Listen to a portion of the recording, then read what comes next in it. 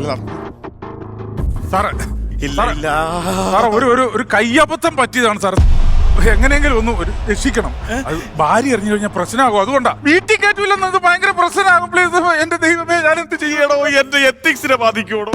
ഇല്ലെന്ന് എൽദോസിനെ എന്നും ബാധിക്കല്ല സാർ. എന്നൊന്നും സഹായിക്കും. ഒരു കയ്യബദ്ധം പറ്റിപ്പോയതല്ലേ. പ്ലീസ് പ്രശ്നമാകുമെന്ന്. പ്രശ്നം ബാധിക്കൂ. എന്താ പ്രശ്നം? നിങ്ങൾ കുറച്ചേരം ഇങ്ങനെ അങ്ങോട്ട് ഇങ്ങോട്ട് സംസാരിക്കുന്നത് എന്താ പ്രശ്നം? എന്താ ഈ പ്രശ്നം എന്ന് പറഞ്ഞാല് ഒരു കയ്യബദ്ധം എനിക്ക് പറ്റിയതാ. എന്താണ്? റോസി പ്രഗ്നന്റ് ആയി 4 മാസം. ഭാര്യ അറിഞ്ഞിട്ടില്ല. അറിഞ്ഞ പ്രശ്നമാകും. എന്റെ വില പോകൂലേ. അതൊന്ന് ഡിലീറ്റ് ചെയ്ത് കളയാൻ വേണ്ടിട്ട് ഡോക്ടറെ സമീപിച്ചത്. അയ്യോ, ഇയാള് ഡിലീറ്റ് ചെയ്യാൻ പറയണ കേട്ടാ തോന്നുന്നു റോസിയുടെ ഗാലറിയിൽ ഇയാൾ വാട്സപ്പ് മെസ്സേജ് അയച്ചാൽ ഡിലീറ്റ് ചെയ്യാനാണ്. റോസിയുടെ വയറ്റിലൊരു ജീവനുണ്ട്. അത് ഇല്ലാതാക്കി കഴിഞ്ഞാൽ റോസിയെ ബാധിക്കും. എന്നെ കൊണ്ട് പറ്റില്ല. അല്ലേ, അതെന്ന് പറഞ്ഞു കഴിഞ്ഞാൽ എന്റെ ജീവിതം പോകുന്നു. അതുകൊണ്ടല്ലേ ഞാൻ പറഞ്ഞു ഒന്ന് രക്ഷിക്കന്നെ പ്ലീസ്. ഞാൻ അങ്ങനെ ചെയ്തു കഴിഞ്ഞാൽ മൃഗസംരക്ഷണ വകുപ്പുകാർ അറിയത്തില്ലേ, അവരെന്റെ പണി കളയുമെന്ന്. അല്ല, നിങ്ങൾ എന്താ ഉദ്ദേശിക്കുന്നത് മനസ്സിലാവുന്നില്ല.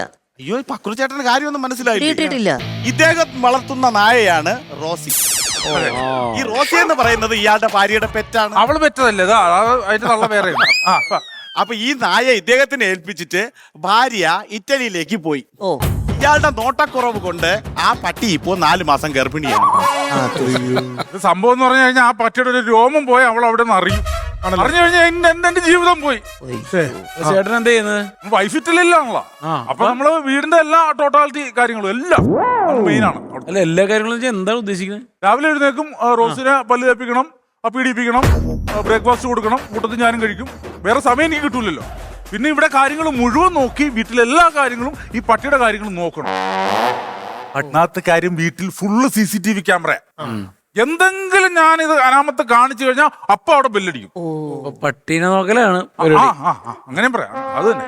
ഈ ഇത്രയും CCTV-ക്കകത്തിരുന്നിട്ടാണ് താൻ ഈ ഉത്തരവാദിത്തമില്ലായ്മ കാണിച്ചത്. അല്ല, അതെന്ന് പറഞ്ഞ ഒരു കയ്യബദ്ധം പറ്റിപ്പോയി. നമുക്ക് പുറത്തിറങ്ങാൻ സമയമില്ലല്ലോ. അതുകൊണ്ട് ഞാനൊരു ദിവസം നമ്മുടെ കൂട്ടുകാരൻ ഉത്തമൻ ഒരു മിലിറ്ററി സാധനമായിട്ട് വന്നു. അപ്പൊ ഞാനിത് അടിക്കാനായിട്ട് പിന്നാമ്പുറത്ത് കയറി അടിച്ച് CC ക്യാമറ ഉണ്ടല്ലോ, അത് ഞാൻ മൈദാപ്പശ വെച്ച് ഒട്ടിച്ച. എന്നിട്ട് 2 അടിച്ചോണ്ടിരിക്കുമ്പോ ഇവൻ തന്നെ എന്നോട് ചോദിക്കുകയാണ്, എടാ നിനക്ക് നാണമില്ലടാ ഇങ്ങനെ ഒരു നായയെ കൂട്ടിലിട്ട് വളർത്താൻ? ഇതെന്താ ജയിലാണോ എന്നൊക്കെ ചോദിച്ചു. അപ്പൊ എനിക്കൊരു ഫീലിങ്സിന്റെ പുറത്ത് ഞാൻ ഇതിനെ തുറന്നു വിട്ടു. ഈ 10 മിനിറ്റ് അത് തുറന്നു വിട്ടാണെങ്കിൽ പ്രശ്നമായി പോയി. ഇയാൾക്കൊന്ന് പിന്തിരിപ്പിച്ചൂടായിരുന്നു അതിനെ. അതൊന്ന് ഉറക്കെ കരഞ്ഞിരുന്നെങ്കിൽ, ഒന്നൊച്ച വച്ചിരുന്നെങ്കിൽ ഞാൻ അറിഞ്ഞു. ഇത് അതുപോലും ഉണ്ടായില്ലല്ലോ. ഒരു ദിവസമോ 2 ദിവസമോ 5 ദിവസമോ ഒക്കെ ആണെങ്കിൽ നമുക്കിത് ചെയ്യാം. ഇതിപ്പോ 4 മാസം. അല്ല, ഞാൻ ചോദിച്ചോട്ടെ, ഈ 4 മാസമായിട്ട് താനിത് എങ്ങനെ അറിഞ്ഞു? എനിക്ക് ചെറിയൊരു ഡൗട്ട് അടിച്ചു. അന്നൊന്നും തുറന്നു വിട്ടാണല്ലോ. ഞാൻ ഡൗട്ട് അടിച്ചപ്പോ ഇവക്ക് ബീഫ് ഭയങ്കര ഇഷ്ടം. ഞാൻ ഒരു പ്ലേറ്റില് കുറച്ച് ബീഫും കുറച്ച് പച്ചമാങ്ങായും കുറച്ച് ഇരുമ്പും പുളിയും കൂടെ കൊണ്ടുവച്ചു കൊടുക്കും. പച്ചമാങ്ങായും ഇരുമ്പും പുളിയും തിന്നു, പക്ഷെ ബീഫ് കഴിച്ചു. അപ്പോഴെനിക്ക് ഡൗട്ട് തോന്നി ഇത് സംഭവം ഏറ്റതാണെന്ന്. അതാ പറഞ്ഞു എങ്ങനെയെങ്കിലും ഒന്ന്.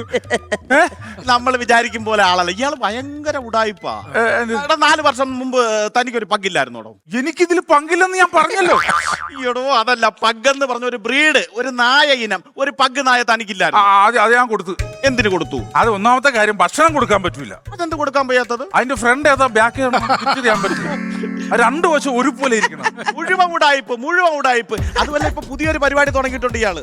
നാടൻ പട്ടിയെ പഗ്ഗാക്കി കൊടുക്കാന്ന് പറഞ്ഞ് നാട്ടുകാരുടെ കയ്യിൽ നിന്ന് പൈസ മേടിക്കുന്നു. അങ്ങനെ ഉണ്ടോ? അത് സുഖമായിട്ട് ചെയ്യാൻ നോക്ക്. നമ്മുടെ പെട്ടിവണ്ടിയിൽ ഈ സാധനം കയറ്റി വൈകുന്നേരം വരെ ഓടിച്ചാൽ മതി. ഇത് ഈ ബ്രേക്ക് ഓട്ടുമ്പോ ഇത് മുങ്ങി ഇടിച്ചിടിച്ച് വൈകുന്നേരം തിരിച്ചു വരുമ്പോഴത്തേക്ക് ഇത് പഗ്ഗാകും. അങ്ങനെ സെറ്റ് ചെയ്യാൻ നോക്കും. ഡോക്ടറെ, എന്തെങ്കിലും ഒരു ചെറിയൊരു ഐഡിയ കൊടുക്ക്. കാരണം ഇങ്ങനത്തെ ഒരു അവസ്ഥയിൽ പുള്ളി നിൽക്കല്ലേ, എന്തെങ്കിലും ഒന്ന് ഹെൽപ്പ് ചെയ്ത് കൊടുക്ക്. അവള് വിളിച്ചു കഴിഞ്ഞാൽ പ്രശ്നമാകും. ഒരു മൃഗത്തിനും ദോഷം വരുന്ന ഒരു കാര്യവും ഞാൻ ചെയ്യില്ല. ഞാൻ പുള്ളിയുടെ കൂടെ വെക്കുന്നു. അതൊന്നും നടക്കില്ലെന്ന്, അതൊന്നും ചെയ്തുകൂടാത്തത് പാപമാണ്. അതൊന്നും ഒരു മൃഗത്തിനും ദോഷം വരുന്ന ഒരു കാര്യവും ഞാൻ ചെയ്യില്ല. ഇറ്റലിയിൽ നിന്ന് വിളിച്ചു കഴിഞ്ഞാൽ പ്രശ്നമാകും. ഞാൻ എന്ത് വിളിക്കണം സാറേ? ഒന്നൊന്ന് പറ. സംസാരിച്ചു സാറിന് ഡീൽ ചെയ്യണേ. ഓക്കെ. ഹലോ, ഞാനാണ് സിസിലി മാഡം. ഞാൻ ഡോക്ടർ റോയ് ആണ്. അതെ. ഓ, നൈസ്. കൺഗ്രാറ്റുലേഷൻ. ഓക്കെ. ഞാൻ അദ്ദേഹത്തിനോട് പറയാം. സൂസിയെ ഞാൻ കണ്ടിട്ടുണ്ട്. She's okay. അതായത് താങ്കളുടെ റോസിക്ക് വേണ്ടിയിട്ട് സിസിലി മാഡം ഈ ഇറ്റലിയിൽ ഒരു മെയിലിനെ കണ്ടെത്തി. അവനുമായിട്ട് അടുത്ത ആഴ്ച നാട്ടിലേക്ക് വരുന്നുണ്ട്. അയ്യോ, പണി പാളിയല്ല. ഒരു കാര്യം ഇത് അവന്റെ തലയിൽ കെട്ടി വെക്കാൻ പറ്റൂ. ഈ ഗർഭം അവന്റെ തലയിൽ കൊടുക്കാൻ പറ്റും. അല്ല അതെങ്ങനെ അല്ല അത് എങ്ങനെയെങ്കിലും പറഞ്ഞു ഒപ്പിക്ക്. എങ്ങനെയാ അത് പിന്നെ എക്സെൻഡർ വഴി പാസ് ചെയ്യാന്ന് പറയാം. എന്തെങ്കിലും പറയാം നമുക്ക്. നീ ഒന്നും പ്ലീസ്. മൃഗ ഡോക്ടർക്ക് ഇതൊന്നും വരല്ലേ? സിസിലി മാഡം 4 മാസം മുമ്പ് മാഡം റോസിക്ക് അവിടെ ഒരു മെയിലിനെ കണ്ടെത്തിയ സമയത്ത് തന്നെ അവൻ കഴിവ് തെളിയിച്ചു. ഇവിടെ റോസി 4 മാസം ഗർഭിണിയാണ്. തെറ്റ്. ഡോക്ടറെ മാഡം എന്ത് തീരുമാനാ പറഞ്ഞേ? അതായത് അത്യാവശ്യ തുണികൾ എടുത്തോളാൻ പറഞ്ഞു. അത് എയർപോർട്ടിൽ ചെല്ലാനായിരിക്കും. എന്നിട്ട് ഡോറ് പൂട്ടി താക്കോൽ ആ ചെടിച്ചട്ടിയുടെ താഴെ ഇട്ടിട്ട് വല്ല കാശിയിലോ രാമേശ്വരത്തോ പോയി എങ്ങനെയെങ്കിലും ജീവിച്ചോളാം. ആര്? താങ്കൾ. പൊളിഞ്ഞായത് സെറ്റ്. സെറ്റായ? അപ്പൊ എന്റെ കാര്യം സെറ്റായി. അപ്പൊ ഓക്കെ സെറ്റ്. ഏതായാലും നടക്കൂല. എന്ത് ചെയ്യാനാണെന്ന് പറ. എന്നാലും ഞാൻ പറഞ്ഞതല്ലേ ഒരു കയ്യബദ്ധം പറ്റിയ. അല്ല എല്ലാം സെറ്റായ സ്ഥിതിക്ക് നമ്മൾ സെറ്റ് മാറ്റി പിടിക്കരുത്. അപ്പൊ എവിടെയുണ്ട്? നമുക്ക് മാറി താമസിക്കാൻ പറ്റിയ സ്ഥലം എവിടെയുണ്ട്? ഉണ്ട്, ഞാൻ കാണിച്ചു തരാൻ പറ്റും.